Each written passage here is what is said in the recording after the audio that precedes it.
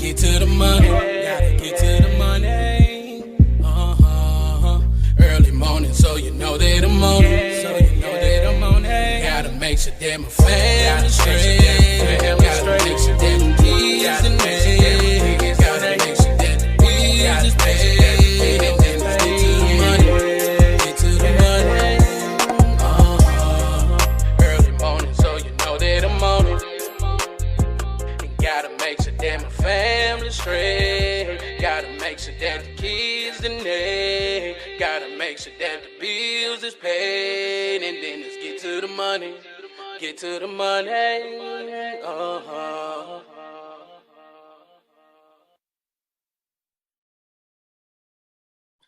Welcome to another episode of Drinking After Dark, a podcast where we discuss random topics while having a few drinks. I'm your host, Darius, and as always, drink responsibly. And y'all make sure y'all follow Drinking After Dark podcast on Facebook, Instagram, TikTok, and y'all make sure y'all like and subscribe to Drinking After Dark podcast YouTube channel. Tonight, y'all know what I'm drinking on something different tonight. I'm drinking on Neon Burst Great Blowout. If you have not checked out my review on this drink, y'all should go check it out, man. This is really good. So y'all go check that out on my social media pages. And tonight's episode is sponsored by Joe Shakinab and Shakinab.com. Go visit Shakinab.com for services, monthly updates, and contact information. Once again, visit Shakinab.com, promoting leadership and scholarship. All right, so let's go and get into it, man. It's March. So y'all know what that means. If you're a sports fan like me, it's March Madness. I know there's some conference tournaments that have already started. So I'm going to pay attention to it. This is one of my favorite times of the year, postseason play. Regular season is cool. I watch some, but postseason play is really when I get into it. So I'm going to watch that. Can't wait to see the Cinderella stories and everything like this. So, time goes on, we'll talk about it later. But speaking of basketball, man, I just want to bring up this first topic. Everything is pretty much basketball related with this episode, but this first topic basically is talking about Ja Morant. For those who don't know, Ja Morant was accused of punching a teenager and threatening a teenager last summer. And I watch a lot of sports shows and things like that. And, it seems like everybody's in agreement that Ja Morant is going to have to either distance himself from his circle or, cut his circle in half for those who are not growing with him. Some people who just, on a ride or, just completely just, distance yourself from him.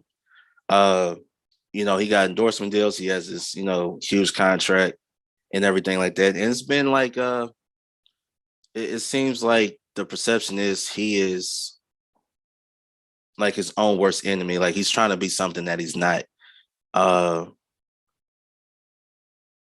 We had the issue with, one of his friends getting banned from NBA arenas for like a year because he came on the court. They had something going on, but I think it was the same game. I think it was the Indiana Pacers, same game where they had, the beams, on the other team and things like that. It seems like I guess he's trying to portray something that he's truly not. Before I go further into that, I just always say I'm a big advocate on teams in any sport, right? With teams in any sport that have veterans on the team. And you could tell a difference between a veteran-led team and those who are not. The Memphis Grizzlies is one of the let's just put it this way. They're not having a good year right now. Even though, their record might say otherwise, but let's just be honest, no team fears the Grizzlies. They feel like they could beat them. If they were to play in the playoffs, a team could beat them in the first round, which I won't be surprised about, But Uh, Ja Morant has, his name has been coming around a few times this season for off the court stuff, and you hear uh all the sports shows saying he's going to have to grow up, make difficult decisions, get away from all that negativity, right? Because you got to think this is your livelihood right now. This is what you do, and you have to be careful with that label because at some point, later on in your career, if you continue going this path, no teams want to, be in business with you. So just by hearing former players, current, sports journalists, anything like that, it seems like he needs to really just distance himself from those who are not adding value to his life as of right now. I don't know if he ever had any conversations. I don't know if the team brought him to the office and sat down and talked with him, or if they did, is he listening? But when you're the face, Ja Morant is the face of the Memphis Grizzlies. Let's just call it what it is. He's the face of the Memphis Grizzlies. You're the franchise player. You got to move differently. I mean, even if you're like the 7th, 8th last guy on the bench, right? You making really good money. You got to move differently, right? But when you're the face of a team and one of the brightest stars in the entire league, you got to move differently. You can't keep having these off the court issues coming up, right? So sometimes either you got to, set your friends straight, or you have to distance yourself from your friends because this is your livelihood. This is your career. They don't have much to lose compared to you. So, but also too, I think this is part of his growing up. Everybody's path is different. You hear comments saying, well, he's pretty much ruining his own career because of his actions or who he's associated with and everything like that. This is part of his growing up. Give him a chance to grow, but yet at the same time, somebody, I don't know if anybody's on that team, maybe Steven Adams, a veteran should come up to him and say, hey, look, you got to stop this. We don't need these distractions. We don't need none of this going on right now. We have a bigger goal in place, and that's to win the championship. We don't need this. You're the face of this franchise. You're the face of this team. We can't have you because that's how they're going to label the entire team. It's already bad enough. You got another guy on your team, Dillon Brooks, who's out there, with some antics on the court. Let's put it that way. But I just think that either got to be a coach or even the owner.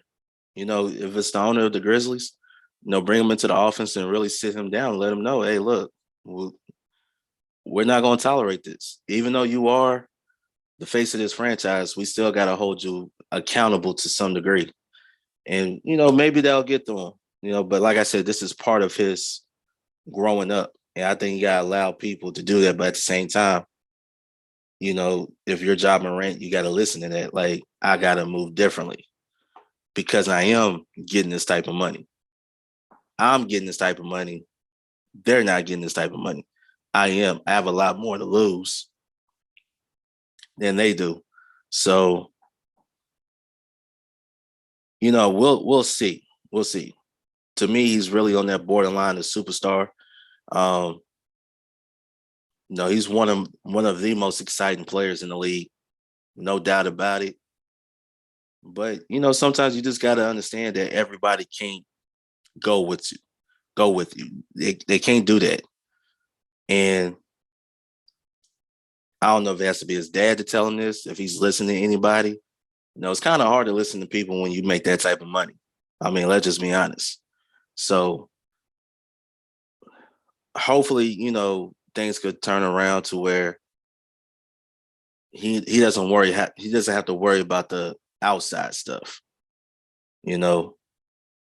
And we'll see. Like, he's still young. People forget he's still young. He's still growing up. Just because you got money doesn't mean that money in your life grows at the same pace. He's going to grow up. That's part of maturing is, learning from your mistakes, stuff like that. And no, we'll see how that goes. Now this is what I really wanted to talk about. There's two former NBA players, JJ Redick and Gilbert Arenas. They have been, I guess they've been going viral lately with their comments of the past players. And JJ Redick, I think JJ Redick just simply don't like the players of the 80s. Well, let's just say from the beginning all the way up till his era. And Gilbert Arenas is basically saying the 80s era is not basketball, stuff like that. I'm going to address JJ Redick. JJ Redick is a good player. He's a good player. He's a great shooter. But we know the evolution of the game of basketball and the players, because you gotta think players today, they could focus on their game 24/7. Back then, the way he talked about, the 60s and even the 70s, where guys had to have, like, they worked in the off season, they had to have jobs because they weren't making money like that. How they pretty much set, every player that comes in moves the game forward, right? We all know that the players, they're more athletic, they're stronger, they're faster. The game is different now. It's not as physical as it once was compared to now, because they want scoring up, pretty much get rid of defense, which I think is stupid because basketball is a two-way game. But if you want to attract a casual fan or whatever, but to say that players of that era can't play in today's game, I think is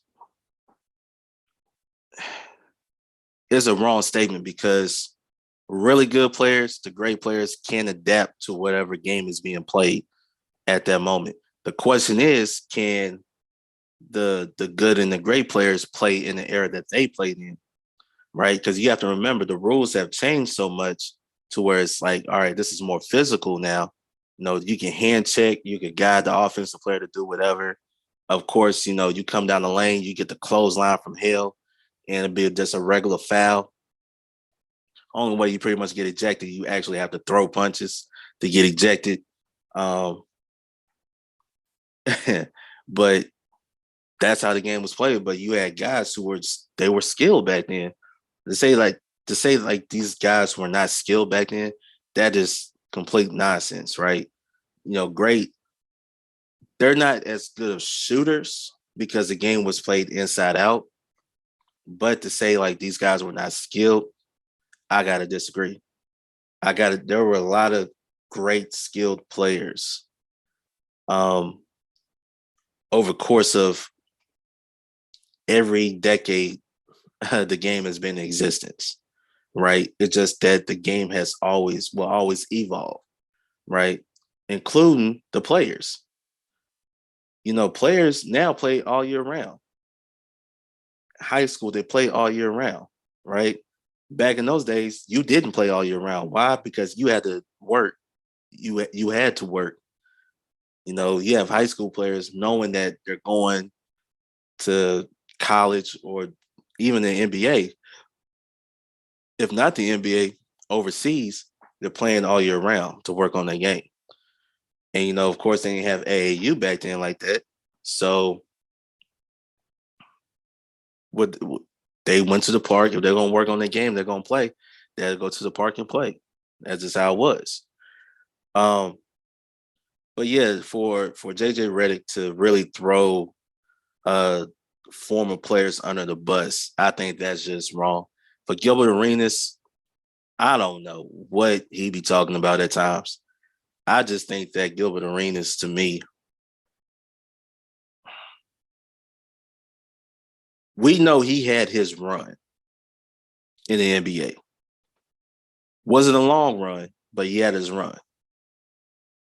But to say that they weren't playing basketball in the 80s, yes, they were. It was a different game. That's how the game was played at that time. It's easy to go back in time and try to compare it to when you played and say that wasn't basketball. That was basketball for them. That's how the game was played. Because you know what's going to happen 20 years from now? Those players are going to come out and say, oh, the game that they played, that's not basketball. It's a whole different game. Rules, like I said before, have an impact on the game, right? And I just think that players have to be mindful. They have to be mindful of the errors that come before them. Because I'm gonna be honest with you, a lot of players couldn't play in that era, right? Because you got to think defensively, it was more physical. It was a lot more physical. And let me see, what did Gilbert say exactly?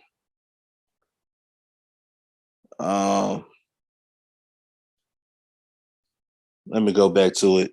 I had it up. Let me go back up to it. But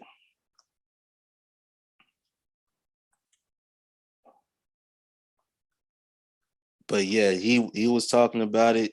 And I'm gonna be honest with you. Going back to JJ Redick, I think he kind of singled out Michael Cooper. Kind of singled out Michael Cooper. But I love Michael Cooper's response. If y'all haven't seen it, Michael Cooper basically went at JJ Redick, basically saying, if you were to play in my era, I would have locked your ass up. You wouldn't even got a shot off of me. And people don't remember, if you're a basketball fan like me, Michael Cooper was one of the best defenders in the 80s, right? Yeah, you might look at this skinny guy like, how this guy was one of the better defenders in that era. And he made it tough for Larry Bird. He didn't stop. Nobody could stop greatness. Let's just call it what it is. But that don't mean they can't make it tough for him. And Michael Cooper basically saying, I will have locked, you wouldn't even got a shot off. Matter of fact, you would have been on the bench in the 80s. Because the things that you could do now, you wouldn't be able to do when I was on the court back then. And he was absolutely right. He was absolutely right. So, and you could tell with that, y'all could go look on YouTube, that whole video, but you could tell Michael Cooper was disturbed, and you had same thing, Bob Cousy. He was also disturbed by JJ Redick's comments. You have Gilbert Arenas. These players now who become media members, who are talking about the game of basketball. We understand you play the game, you're an expert of the game of basketball, but at a point you have to respect the game. We all know that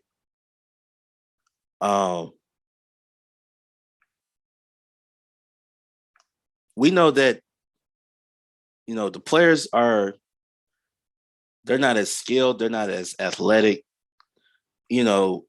as today's players. But like I said, that's the evolution of the game, right? And I just feel like I just feel like at some point you got to respect the players before you. Michael Jordan, he never called himself the greatest. Why? Because to him it was really unfair because he never had a chance to play against those guys before him, right? And that's the thing I would say. Like, you got to have respect to the generations prior because, listen, they were out there, they were playing, and they helped build the league to where it is right now, where you can basically play basketball and make all this money and retire at a young age. So that's the way I see it. Um, yeah, I would never call no players who were great in the era, like in the '60s and all of that, saying you played against plumbers and firemen and all of that stuff. No, that's not. That's not. I would never do that. What I'm saying to both of these guys, listen, if you want to talk about the game and the difference of the game, cool. But oh, that was another point too. JJ Redick pretty much saying, uh, I think him and Mad Dog got into it and said that Larry Bird, was a great 3-point shooter. He didn't shoot, how they shoot today, but Larry Bird was a great shooter. For his he was a great shooter. Um, and who else? Michael Cooper called JJ Redick a poor man Dan Marley. I That was funny. That was funny. I'm not gonna lie about that. That was really funny. But for guys to disrespect the older players, it's you just got to understand that we know the players are better, but you can't. My thing is, if you was to go back and you didn't have none of the training, none of the nutrition, the medical, none of that stuff, and you had to go back there and play, would you still be the same player today? That's the question, and I don't think you can actually answer that question. But it is what it is. I just think that former players should have respect for the generations prior to them, and just move on from them. Just say, listen, they were great during that era. Leave it alone. They were great during that era. That's it. It shouldn't even be, I'm going to trash them because that era was weak. Be honest with you, I think that era made grown men. My opinion, it just made men out of men, well, boys into men. That's just my opinion. Michael Cooper had a great response. Bob Cousy had a great response. Jerry West had a great response. And I'll just say, you know what? Just acknowledge what they did for the game and just acknowledge their greatness. That's all it is. I mean, they were great for their era. It shouldn't even be, I get tired of players debating eras pretty much because, like I said, the game is different. The game was different in the 60s compared to the 70s. 70s to the 80s, 80s to the 90s, then to the 2000s, 2010s, now in the 2020s. The game is different, right? The players are different, rules are different. Stop. Let it go. Appreciate the game for what it is. Respect the game for what it is, and just leave it at that. All right, now I'm tired of talking about that. I appreciate you guys tuning in with me tonight. Also, man, y'all stay tuned, man. New episodes every Friday on YouTube, Anchor, Spotify, Apple Podcasts, Google Podcasts. Also, y'all be sure to like and subscribe to Drinking After Dark Podcast on Facebook, Instagram, TikTok. And please subscribe to Drinking After Dark Podcast YouTube channel. And I have more content coming on my YouTube page. So y'all stay tuned for that. Till next time, this your boy Darius from Drinking After Dark podcast, and we out. Peace. Gotta get to the money. Gotta get to the money. Early morning, so you know that I'm on it. So you know that I'm on it. Gotta make sure that my family straight. Gotta make sure that the kids in there. Gotta make sure that the bills is paid. And then let's get to the money. Get to the money. Early morning, so you know that I'm on it. And gotta make sure that my family straight. Gotta make sure that the kids in there. Gotta make sure that the bills is paid. And then let's get to the money. Get to the money.